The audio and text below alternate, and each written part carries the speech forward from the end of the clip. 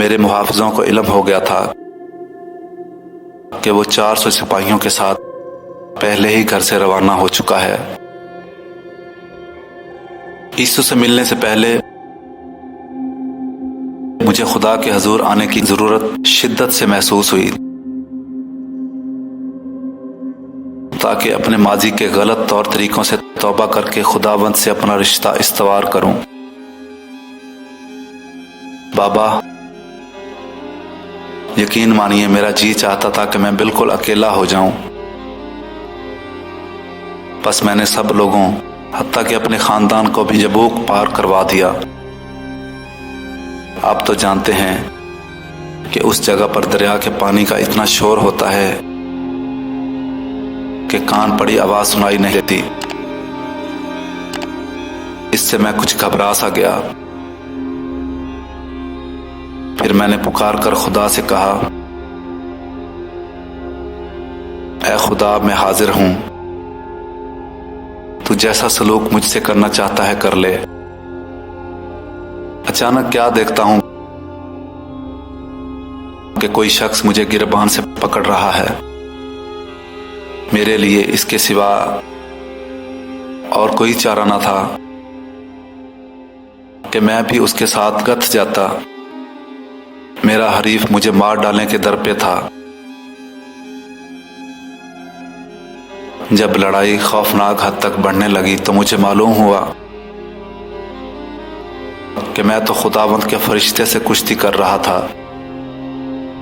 फिर मैं जान गया कि अब मुझे अपने माजी को पीछे छोड़ना होगा। खुदा चाहता है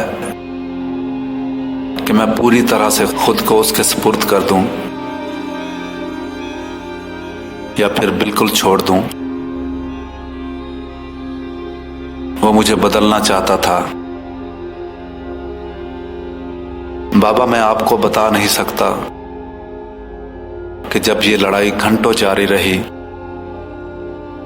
तो मुझ पर क्या गुजर रही थी। मैं तो सिर्फ इतना जानता था कि मुझे उसको जाने नहीं देना। मैं उसे थामे रहना चाहता था। जब सुबह होने लगी तो उसने मेरी रन पर मारा,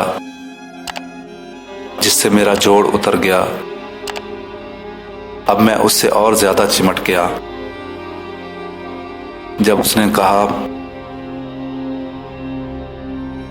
मुझे जाने दे, तो मैंने अपने फूलते सांस के साथ उसकी मिन्नत की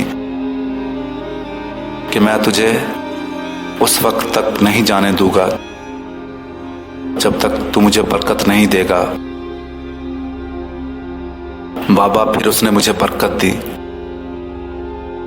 लेकिन उससे पहले उसने मुझसे मेरा नाम पूछा। मैंने बड़ी शर्मसारी से उसे बताया, याकूब। लेकिन उसने बड़े प्यार भरी आवाज में मुझसे कहा, आज से तेरा नाम इसराइल होगा, क्योंकि तूने खुदा से जोर आजमाई की और जीत गया। हजरत इसहाक की आंखें नम आलूद हो गईं। ठीक है, खुदा ने तुम्हें ढूंढ निकाला। तुम बिल्कुल बदल गए हो। काश तुम्हारी मां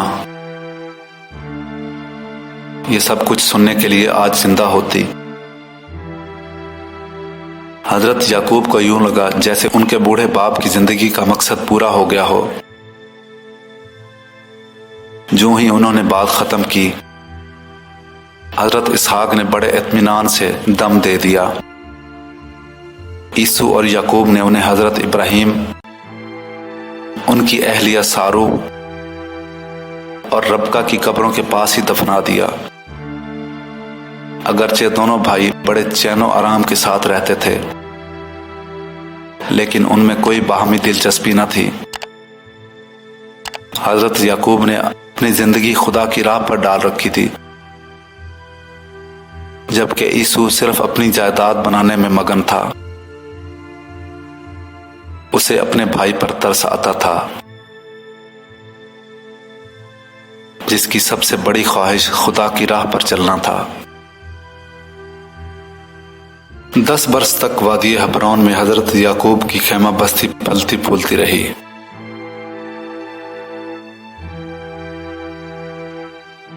उनको अब अपने बुढ़ापे का एहसास हो चला था, इसलिए अब वो अपने रेवड़ों को चराने के लिए गिरदनवाह के इलाके में अपने बेटों को ही भेज दिया करते थे।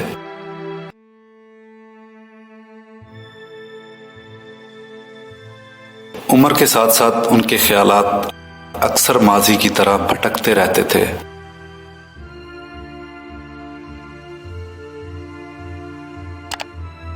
लिया हारान में गुजारे हुए दिनों और मौजूदा जमाने के दरमियान एक लड़की थी।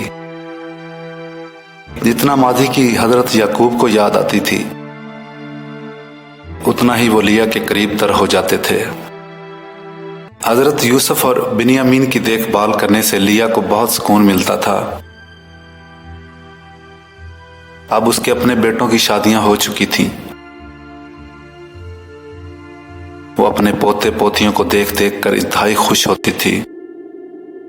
आसूदगी का एहसास उसे मुतमईन रखता था।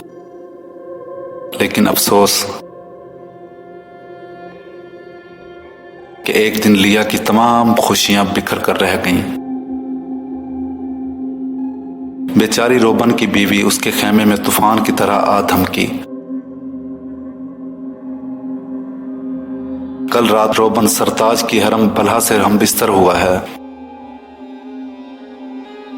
मुझे तो उसने डेरे में मुंह दिखाने के काबिल नहीं छोड़ा। आखिर सरदार सुनेंगे तो क्या बनेगा। लिया ने अपनी आवाज पर काबू पाने के लिए सांस रोक लिया और रंधे हुए गले से बोली, वो उसे जरूर सजा देकर पहलोठे की बरकत और दौलत से महरूम कर देंगे। और फिर जैसे अल्फाज जबरदस्ती उसके होंठों पर फिसल पड़े। मेरा पहलोठा रोबन नहीं बल्कि राखिल का पहलोठा यूसुफ अब इस कबीले का सरदार बनेगा। बेचारी मजबूर औरत ने अपना चेहरा दोनों हाथों से ढांप लिया और फूट फूट कर रोने लगी। उसकी सिसकियां फिजा में उभर रही थीं और वो अपनी किस्मत को कोस रही थी। उफ खुदाया, मेरी भी क्या किस्मत फूटी है।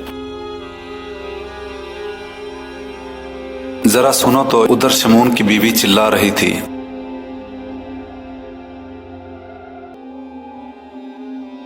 और अपने शोहर का गुस्सा बेचारे बच्चों पर उतार रही थी। लिया ने अपनी चादर से आंसू पूंछे।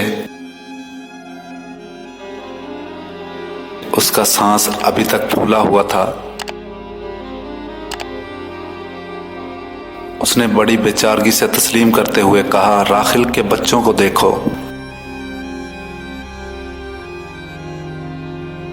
वो दूसरों से कितने मुख्तलिफ हैं। मुझे तो वो बहुत प्यारे लगते हैं। यूसुफ एक अच्छा सरदार बनेगा, खुदा इसे बरकत दे। लिया को हजरत यूसुफ की सलाहियतों पर मां का सा नाज था। उसने बात जारी रखी, उस लड़के को सारा, रबका और राखिल का हुस्न विरसे में मिला है और उसका मजबूत और खूबसूरत बदन देख देख कर उसके भाई जल जल जाते हैं। पता है वो कितना ज़हीन है और अपने बाप दादा के खुदा से भी प्यार करता है। इतना कहकर लिया रुक गई और सोचने लगी कि उसे आगे बात करनी चाहिए कि नहीं। आखिरकार वो फट पड़ी। लेकिन यूसुफ और बिन्यामीन भी बिगड़ने लगे हैं। वही गलती जो बच्चों के दादा दादी से हुई थी अब उनके बाप से हो रही है। हजरत इसहाक और ईसू से मोहब्बत थी, जबकि रबका हजरत याकूब को चाहती थी। इसी के बाइस इस घराने में जबरदस्त निफाक पड़ गया था और अब यही कुछ हमारे घर में हो रहा है। रोबन की बीवी की आवाज अब कदरे मध्यम हो गई थी। वो बड़ी ही राजदारी से लिया से कहने लगी, यूसुफ के भाई उससे शदीद नफरत करते हैं। मेरी बात याद रखना, एक न एक दिन भाई उसे जरूर जान से मार डालेंगे। जब कभी यूसुफ उनके साथ मवेशी चराने जाता है तो जो कुछ वो आपस में करते हैं वो सब बातें आकर अपने बाप को बता देता है।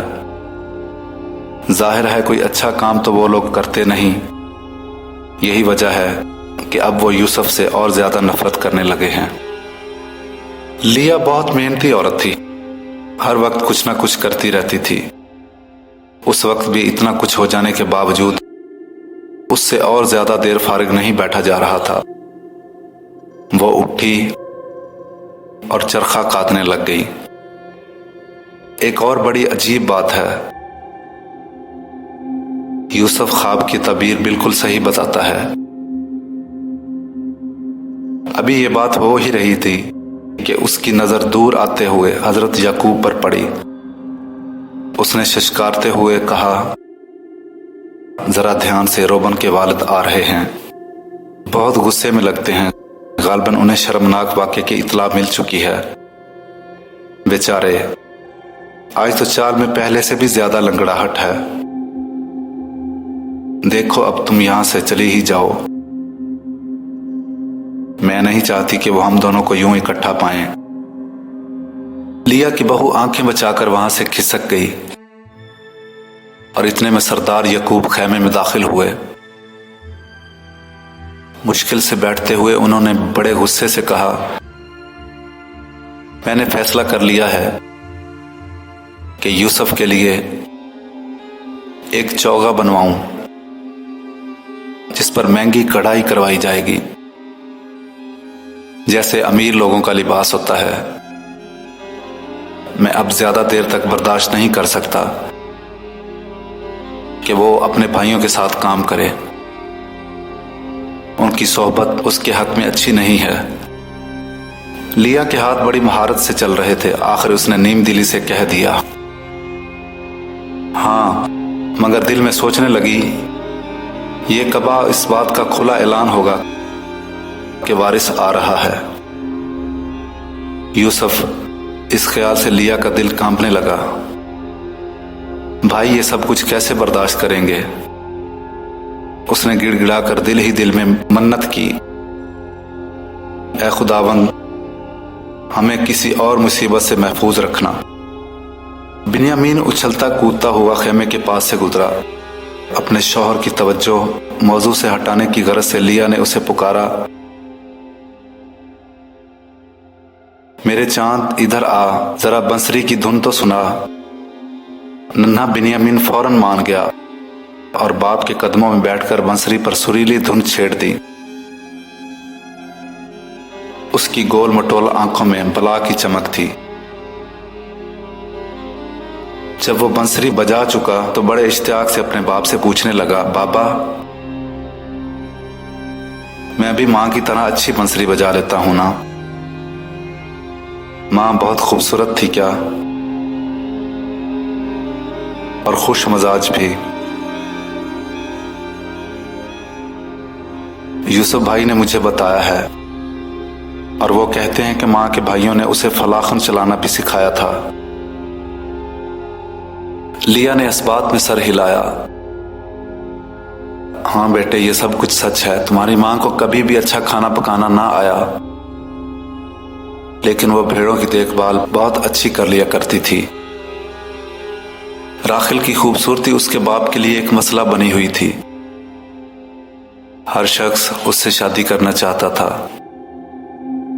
और इस तरह बड़ी बहन को हमेशा नजरअंदाज कर दिया जाता था। लिया ने खुदा का शुक्र किया कि अब उसका जख्म भर चुका है। उसने सर्द आह भरी जब उसे याद आया कि नौजवानी के अय्याम में इसी मुआमले ने उसकी जिंदगी को कितना अजीरन बना रखा था।